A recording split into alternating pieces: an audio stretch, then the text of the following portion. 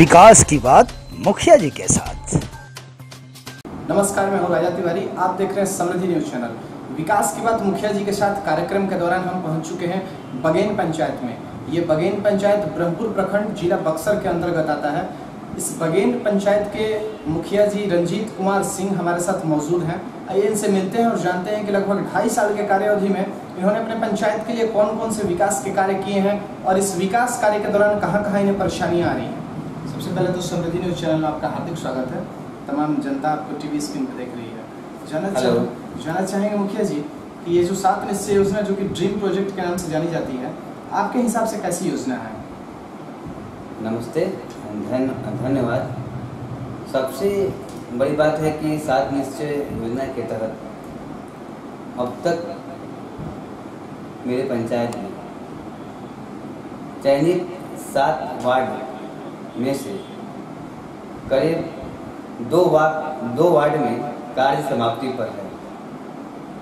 लगभग दोनों वार्ड में पूर्ण नल जल की सुविधा और नली गली का काम हो चुका है और बाकी 5 वार्डों में अभी कार्य चालू है। और जानना चाहेंगे आपके पंचायत में कितने गांव हैं? मेरे पंचायत में 2 गांव हैं। एक गांव है बरुहा और एक गांव है बगेन। अगर वार्ड की बात करें तो कितने वार्ड हैं और कितने वार्ड चयनित हुए हैं?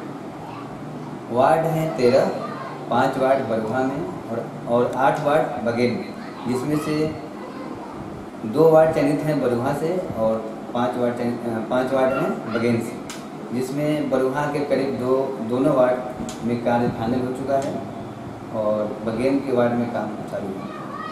आपके कहने के हिसाब से कार्य फाइनल हो चुका है गली नली पक्कीकरण और जल नल का। बाकी अभी जो चयनित हुआ है उसमें अभी कार्य प्रगति पे है। अगर बात करें शौचालय की, जो कि केंद्र सरकार की काफ़ी अच्छी योजना है, स्वच्छ लोहिया अभियान के तहत ये घर घर शौचालय बनाने की योजना है, तो इसमें अगर बात किया जाए तो आपके पंचायत में कितने प्रतिशत तक शौचालय बना हुआ है? शौचालय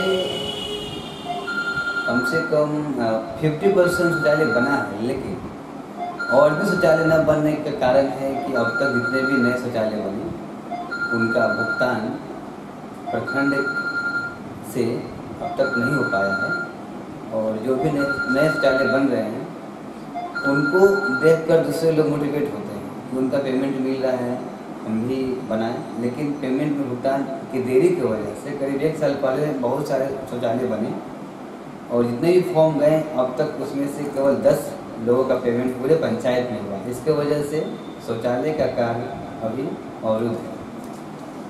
तो इसमें आपके हिसाब से कैसे इसमें प्रगति किया जाए, कैसे 100% शौचालय बनेगा?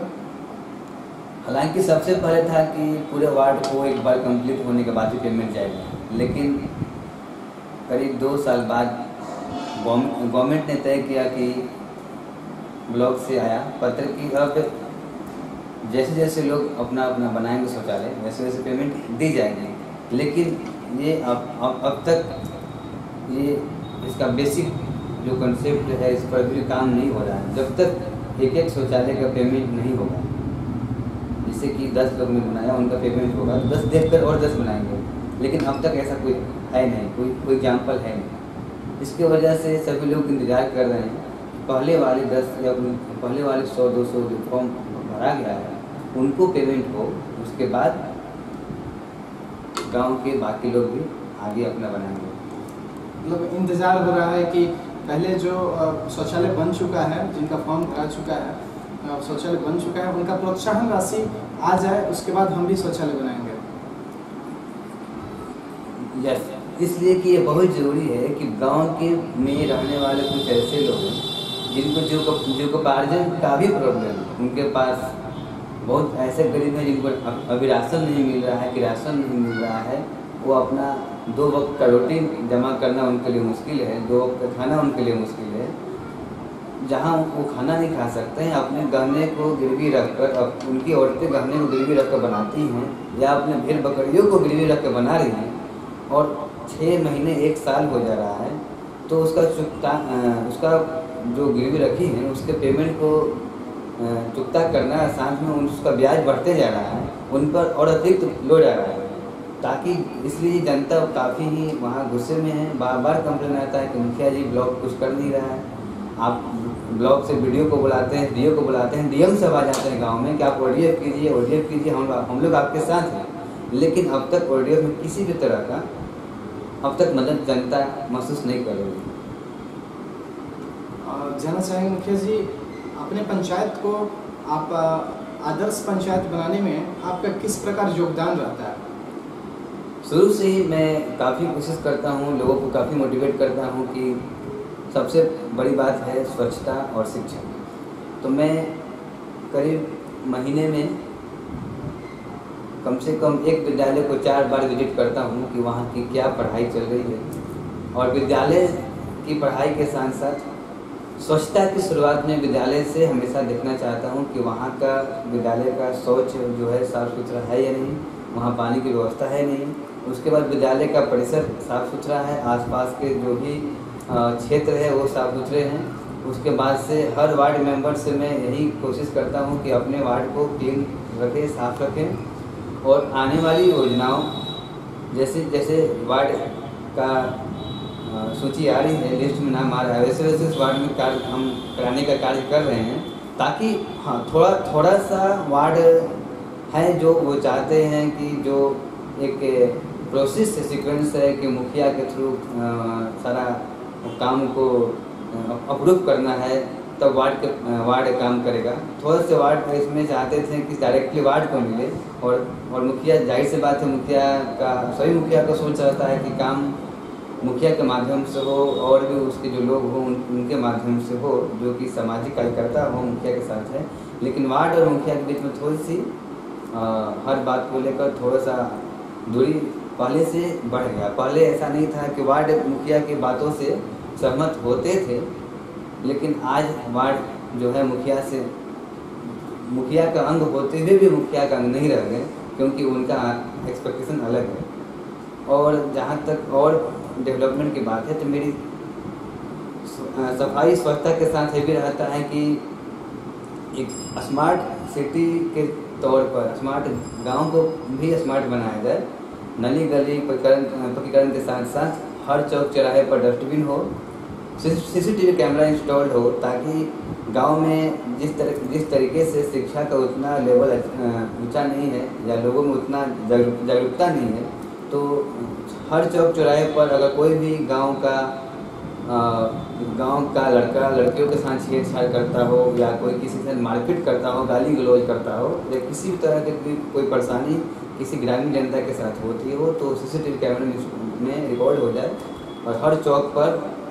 और साथ ही साथ इससे क्या होगा कि कम से कम जो होने वाली सबसे ज़्यादा एक्टिविटी जो आपराधिक गतिविधि होती है गांव में होती है, तो छोटे छोटे जो मामला हैं जो थाना पे जाता है, ये सारी चीज़ें अगर मुखिया के ऑफिस कार्यालय और सरपंच के कार्यालय के माध्यम से, कंप्यूटर के माध्यम से अगर उसको हम लोग दूर करना चाहें तो कर सकते हैं। और मैं इस पे काम भी करने जा रहा हूँ कि अगले 1 साल के अंदर कम से कम ट्रायल बेस के रूप में 1 या 2 चौक पर हम लोग, जो महत्वपूर्ण चौक है गाँव का, वहाँ पर सीसीटीवी कैमरा इंस्टॉल होगा। और उसके साथ साथ 2 गाँव का पंचायत है, दोनों गाँव में एक पुस्तकालय का निर्माण 1 साल के अंदर बातचीत सारे जनता के साथ सामाजिक तौर पर चल रही है, और मुझे आशा है कि अगले साल तक 2 पुस्तकालय दोनों गांव में हो जाएगा। अगर बात करें प्रशासनिक पदाधिकारी की और वार्ड प्रतिनिधि की, तो इन लोगों का कैसा आपको सपोर्ट मिलता है? बहुत सपोर्ट कोई खुले तौर से नहीं आता है, मिला जुला सपोर्ट रहता है। और कुछ सामाजिक दबाव में आकर सपोर्ट करते हैं, जो उस वार्ड के लोग चाहते हैं कि मेरे वार्ड में काम तेज़ी से हो, तो उनके दबाव से आकर काम करते हैं। नहीं तो बिल्कुल वो, मैंने पहले भी कहा कि तालमेल मुखिया और वार्ड का कुछ खास नहीं रहता है।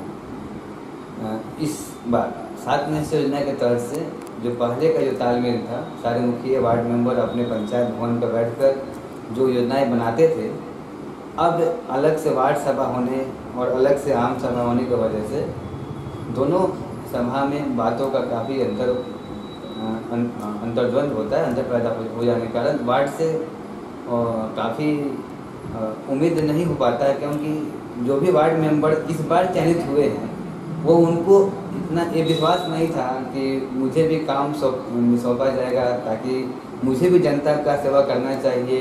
उनका जाति, आवास, आय फॉर्म बनाने में हेल्प करना चाहिए, या राशन के लिए डीलर से बातें करनी चाहिए कि इसको राशन नहीं मिल रहा है। तो अब तक वो वार्ड मेंबर को भी अवेयर नहीं है इसके बारे में कैसे हम काम को करें। उनके लिए काफ़ी डिफ़िकल्ट है। उनको अभी ये भी नहीं मालूम है कैसे बैंक अकाउंट हैंडल करें, पैसे की निकासी कैसे करें, वाउचर कैसे बनाएं। और काफ़ी वार्ड मेंबर इससे काफ़ी परेशानी, वार्ड मेंबर लोगों को इस वजह से 7 निश्चय की सारी योजना की पंजी और अकाउंट को मेंटेन करने में काफ़ी उनको मशक्क़त का सामना करना पड़ रहा है। इस 7 निश्चय योजना पे आप अपना क्या सुझाव देना चाहते हैं, कैसा होता तो ठीक रहता? 7 निश्चय योजना जिस तरीके से मुखिया के साथ एक ग्राम सेवक है जो उसके फाइनेंशियल जो भी वर्क होता है पंचायत में, खाता का संचालन दोनों के माध्यम से होता है, उसी तरह से कम जो वार्ड अध्यक्ष, वार्ड मेंबर के साथ जो वार्ड सचिव होते हैं उनके जॉइंट सिग्नेटरी, तो वैसा कोई गवर्नमेंट का पदाधिकारी, गवर्नमेंट की तरफ से कोई एक गवर्नमेंट की तरफ से सेवक, लाइक ग्राम सेवक, वार्ड सेवक होते जो कि इस चीज़ को उनके साथ मिलकर करते। और जो आम सभा और वार्ड सभा जो इसका करने का जो तरीका है उसमें कुछ और चेंजिंग होना चाहिए, ताकि हर आम सभा में सारे वार्ड मेंबर, मुखिया मिलकर और ग्राम सेवक और जनता मिलकर तय करती है कि गांव का विकास या किसी वार्ड का विकास कैसा होगा, उसका स्वरूप कैसा होगा वार्ड का। तो वार्ड सभा में भी गांव के सभी अनुभवी व्यक्ति, मुखिया, अदर वार्ड मेंबर, पंच सदस्य और भी सदस्य जो गांव के एक्टिव मेंबर हैं, जिनका दीदी लोग भी हैं, उस वार्ड के वार्ड मेंबर, सभी लोग का एक भूमिका होता है कि इस वार्ड को कैसे विकसित किया जाए। क्योंकि वार्ड मेंबर को मालूम नहीं है कि कैसे हम लोग अपने वार्ड को रेखांकित करें, कहाँ क्या कमी है, कैसे उसको हम लोग वार्ड को सही विकास करें। उनके पास उतना ज़्यादा इनोवेशन नहीं है, आइडियाज़ नहीं है। और वार्ड सचिव जो कि उनके पास उस तरीके का डिग्री नहीं है, नॉलेज नहीं है, कोई ऑथेंटिकेशन नहीं है कि जो भी वो कार्य करे या जो भी भुगतान ले या पेमेंट, जो गवर्नमेंट की तरफ से जो पेमेंट होता है, निकासी होती है, वो निकासी सेफ है। अब गवर्नमेंट का पैसा जो कार्य के लिए दिया गया है वो अकाउंट सेफ है या नहीं है, ये कंफर्मिटी नहीं है। क्योंकि वो वार्ड सचिव बहुत ही नीचे मतलब मिडिल क्लास फैमिली से सभी लोग होते हैं। अगर हो सकता है कि योजना का पैसा निकाल कर गाँव से वो लोग बाहर भी जा सकते हैं। आप देख रहे थे, हमारी बात हो रही थी बगेन पंचायत के मुखिया जी से। काफ़ी अच्छा लगा इनसे मिलके। नौजवान मुखिया जी हैं ये, अच्छा सोच रखते हैं अपने पंचायत को आदर्श पंचायत बनाने के लिए, जनता को अग्रसर करने के लिए, जागरूक करने के लिए। इनका बहुत ही अच्छा ये प्रयास लगा कि हर एक विद्यालय में घूम घूम के खुद से देखते हैं कि किस प्रकार शिक्षा दी जा रही है लोगों को। और शौचालय की बात रही तो शौचालय में 50% ही इनके पंचायत में बना हुआ है। ये बाधा इसलिए आ रही है कि बाकी के लोग जो बचे हुए हैं उनका कहना है कि पहला जो बना हुआ है शौचालय उसका प्रोत्साहन राशि आ जाए, तब हम फिर अपना नया शौचालय निर्माण करेंगे। बहुत अच्छा लगा मुख्य से बात करके। समृद्धि न्यूज़ चैनल से राजा तिवारी, कैमरामैन संजय ओझा के साथ।